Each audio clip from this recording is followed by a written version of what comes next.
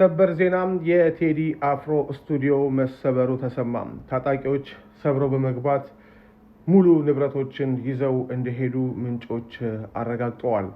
የቴዲ አፍሮ ስቱዲዮ በአዲስ አበባ ሲኤምሲ አካባቢ አዲሱ የኮንቬንሽን ህንፃ አካባቢ የሚገኝ ሲሆን እዛም አቦጊዳም ስቱዲዮ ሃና ለ የሚል ቴዲ እንደቢሮም እንደዚሁም ደግሞ አዳዲስ ስራዎችን ለመፍጠር የሚጠቀምበት ስቱዲዮ አለው። በዛ ስቱዲዮ ውስጥ ከስፒከር እስከ ኮምፒውተር ሁሉንም ነገር የማቀናበሪያ መሳሪያዎች ወደፊት የሚወጡ ስራዎችን ጭምር ሰብስበው መውሰዳቸው ነው ምንጮች የገለጹት። እንደ ምንጮቹ ገለጻ እነዚህ ታጣቂዎች የመንግስት የታርጋ ያለው መኪና መያዛቸውን እንደዚሁም ደግሞ የአንዳንዶቹም የፌዴራል ፖሊስ ዩኒፎርም የለበሱ እንደሆነ የገለጹልን ምንጮቻችን ወደ ህንፃው ሲገቡ የህንፃውን ጥበቃ ደብድበው አቁስለውት እንደዚሁም ደግሞ የተለያዩ ጉዳቶችን አድርሰው ስቱዲዮን ሰብረው ገብተው ሁሉን ነገር እንደወሰዱ ነግረዋል።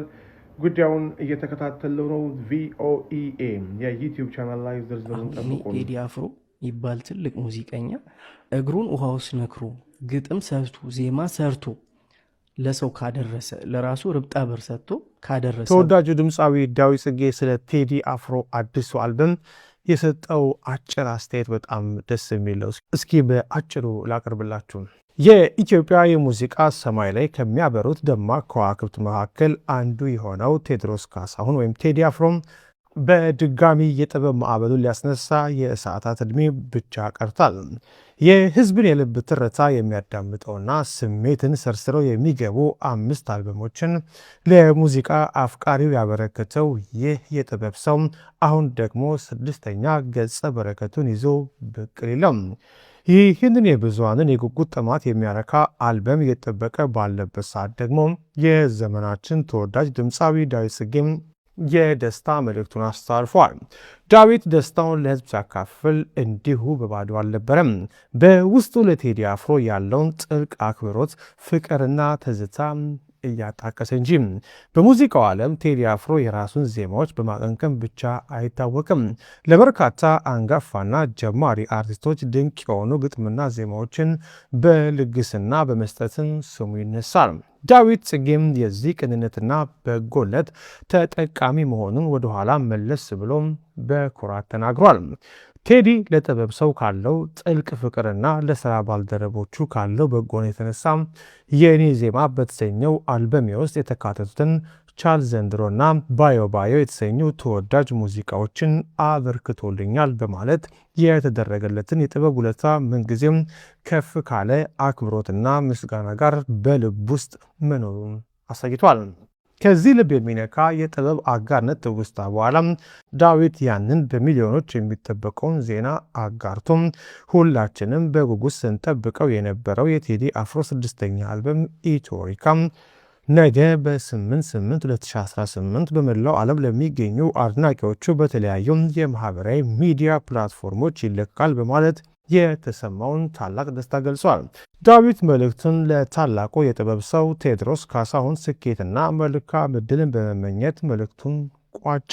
ነገ የሙዚቃ አፍቃሪው ኢትዮሪካን ለማድመጥ ጆሮን ጥሎ ይጠብቃል። የጥበብ ድንኳኑም በአዲስ ዜማ ሊደምቅ ነው። ሚኒሊክን የመሰለ ጥሩ መሪ ያስፈልጋል።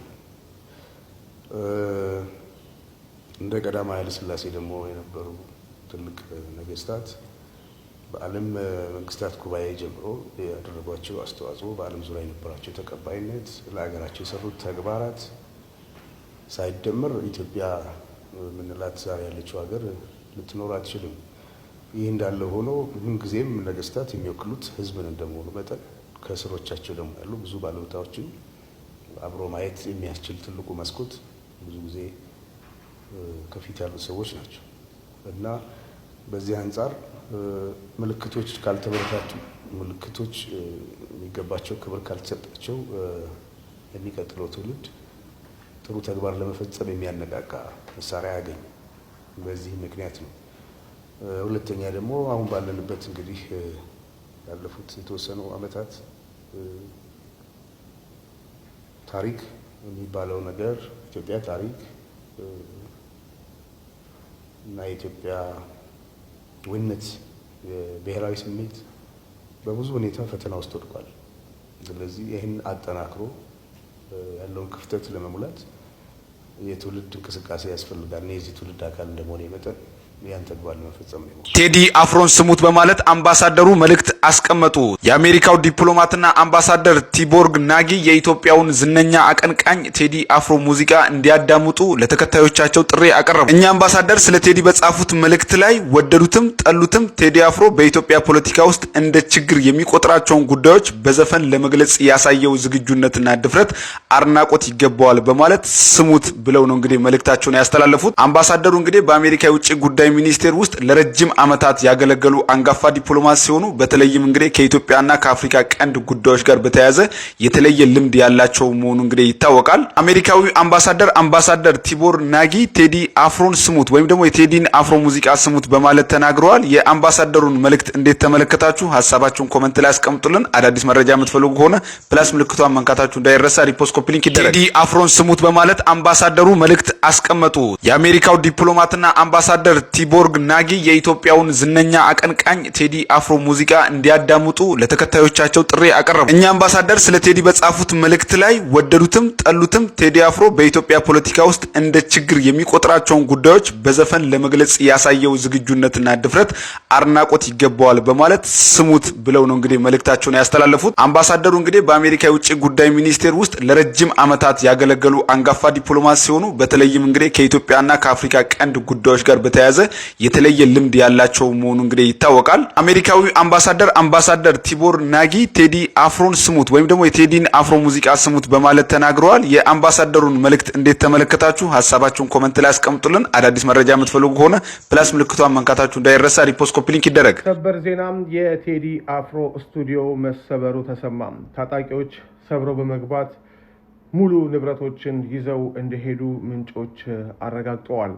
የቴዲ አፍሮ ስቱዲዮ በአዲስ አበባ ሲኤምሲ አካባቢ አዲሱ የኮንቬንሽን ህንፃ አካባቢ የሚገኝ ሲሆን እዛም አቦጊዳም ስቱዲዮ ሀና ለ የሚል ቴዲ እንደቢሮም እንደዚሁም ደግሞ አዳዲስ ስራዎችን ለመፍጠር የሚጠቀምበት ስቱዲዮ አለው። በዛ ስቱዲዮ ውስጥ ከስፒከር እስከ ኮምፒውተር ሁሉንም ነገር የማቀናበሪያ መሳሪያዎች ወደፊት የሚወጡ ስራዎችን ጭምር ሰብስበው መውሰዳቸው ነው ምንጮች የገለጹት። እንደ ምንጮቹ ገለጻ እነዚህ ታጣቂዎች የመንግስት የታርጋ ያለው መኪና መያዛቸውን እንደዚሁም ደግሞ የአንዳንዶቹም የፌዴራል ፖሊስ ዩኒፎርም የለበሱ እንደሆነ የገለጹልን ምንጮቻችን ወደ ህንፃው ሲገቡ የህንፃውን ጥበቃ ደብድበው አቁስለውት እንደዚሁም ደግሞ የተለያዩ ጉዳቶችን አድርሰው ስቱዲዮን ሰብረው ገብተው ሁሉን ነገር እንደወሰዱ ነግረዋል። ጉዳዩን እየተከታተለው ነው። ቪኦኤ የዩቲዩብ ቻናል ላይ ዝርዝሩን ጠብቁን።